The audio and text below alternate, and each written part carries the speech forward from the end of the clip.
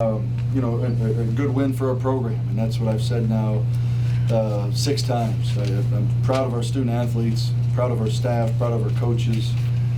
We had a good week, certainly of preparation, and we kind of heard a little bit all week of reasons we should not win this football game, and I think that brought a little bit of fuel to the fire, if you will, in terms of the heartbreaking loss we suffered last week, getting on a plane and flying 3.5 hours, and Rutgers coming off the bye week, and it being homecoming and a sellout crowd, and our kids, while they're young, they thrive on that, and I'm proud of them. And it was a hostile environment and an outstanding football team, established program certainly that Rutgers has, and for us to take care of the football offensively and not turn it over, and defensively create the 6 turnovers, that ultimately certainly is the difference of the game. I was proud of our defense in the second half, not allowing any points. And again, what I just talked to our young men about is it was another outstanding team win for us. We've got a fast turnaround moving forward. We play in 5 days. We play Thursday night at home against South Florida, and I was very clear to our young men that we'll enjoy this win on the plane ride, and they wake up tomorrow, we play in 4 days. So we've still got a lot of things to accomplish this year, a lot of things to improve, and the season's going by quickly, and we're looking forward to this next opportunity back in Houston Thursday night. How surprised are you by this? I want to be honest with you, and I kind of don't want to be honest with you. I just, some of our players just said, "Coach, you don't look that happy," and maybe I'm disguising my feelings a little bit, because certainly I am happy. That was an outstanding win for our program, but our young men are getting better every week. The number one correlation between winning football games and losing football games are turnovers. And that's what we talked about this week. We've got to take care of the ball on offense, and we've got to create turnovers defensively. And that's something we've done all season. And when you do that and you win, I guess you're not surprised. But I'm proud of our young men. We had a great week of practice. I thought we had a great game plan going into the game in all 3 phases, and the kids executed it, and certainly we saw the result. Can you talk about the play of your freshman quarterback? Both of them. Both of them? Yeah. We got 2 true freshman quarterbacks that you saw out there today. John O'Corn, number 5, and Greg Ward, number 1. And I thought their play was outstanding. Those are 2 young men that I've talked about publicly at length in terms of their improvement, not on a weekly basis, but a daily basis. And when I look down at the stats and see John was 24 of 30 for 364 yards and 5 touchdowns, that's a pretty impressive thing for a guy that just turned 18. And then Greg Ward threw 5 passes, completed 4 of them, and had 11 carries for 91 yards and a touchdown from the quarterback position. And again, both guys, they have been in Houston now, I think 4 months, 5 months. So, I think, and again, in this part of the country, we lost our starting quarterback week 2 to a career-ending injury. So these 2 have had to really been thrown into the fire, not to use fire twice as analogies in this press conference, but they've been thrown into the fire at an early stage of their career. And they both have different roles within our offense. They both kind of bring different things to the position. They're both dual threat. And 2 young men that, again, with 50,000 opposing fans in the stands, our opponent's homecoming, we got up this morning at 6:30 Central Time, had pregame meal, and before you know, we're on a bus. Not that I thought it was a beautiful day, but again, young men from Texas may not be used to weather every day being in the 50s. So for those 2 18-year-olds that come out and just play and just have fun and help us win and certainly make plays, I was very, very pleased with their performance today, both of them. Tony, were you surprised with the relative ease that you were able to kick the ball today? It didn't really seem like there was, maybe at least from our perspective, it didn't really seem like there was much opposition out there. Well, again, I don't want to take anything away from Rutgers because they're a very, very talented defense and a talented football program. And Coach Flood and his staff, they do an outstanding job. We feel like we feel like within our program, I've been here 6 years now, 4 as an assistant and 2 as the head coach. And with what we do offensively, regardless of opponent, we kind of always feel like within our program that the team that can stop us is Houston, with penalties, turnovers. So again, I'm not making that statement toward Rutgers.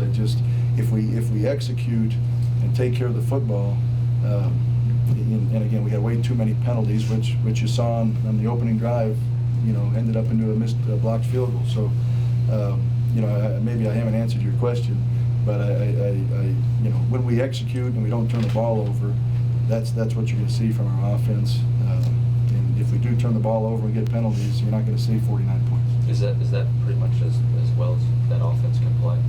No, I don't think so. We can play better. Yeah, we can play better. Tony, you saying you like the game plan coming in. What made you think that you had a good matchup against that pass defense in your secondary? Well, I think it starts with the young men in our program, and again, the way our quarterbacks have been playing. And we've got some young but very talented wide receivers. Deontay Greenberry, it seems like every week he's putting up these kind of stats. Daniel Spencer, same thing. He's a converted high school running back, so when he gets the ball in the short passes, that he can make guys miss and turn them into long gains. We've got talented guys at running back, so again, going into it, we felt like we had a good game plan, and our tempo offensively is something we take a lot of pride in terms of our no huddle, trying to get up back on the line of scrimmage and get the ball snapped for the next play. So, I felt like going in, we had a shot to be successful, and the kids executed a game plan outstanding. What were you trying to do defensively? And obviously, we're Gary knows that struggling and scoring 14 points. What were we trying to do defensively? Yeah. Rutgers does a great job. And again, they're not one-dimensional on offense. They run the football very effectively, and they throw the ball down the field. What we were trying to do is tackle first and foremost, and that's our really our number 2 objective on a weekly basis, regardless of who we're playing.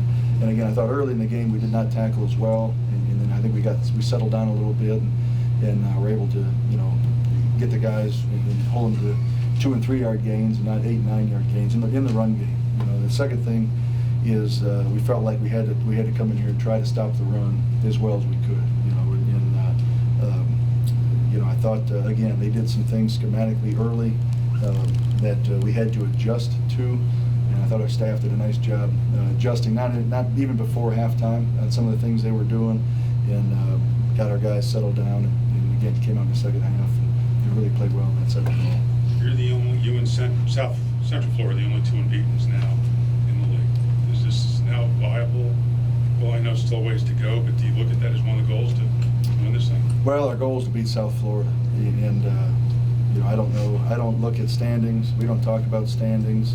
There's not one person. I was walking up the tunnel, and literally somebody grabbed me and said, "You're bowl eligible," and that was literally a foreign comment to me. You're not going to hear that from our student athletes, our staff, our coaches. We're going to try to be 1-0 next week. We got a talented South Florida team coming in, and after we play them, we'll see how this week goes. But yeah, But if it carries through to be the first team to win this league, what would that mean? Especially the league's going to change. Good teams are going to leave and all that.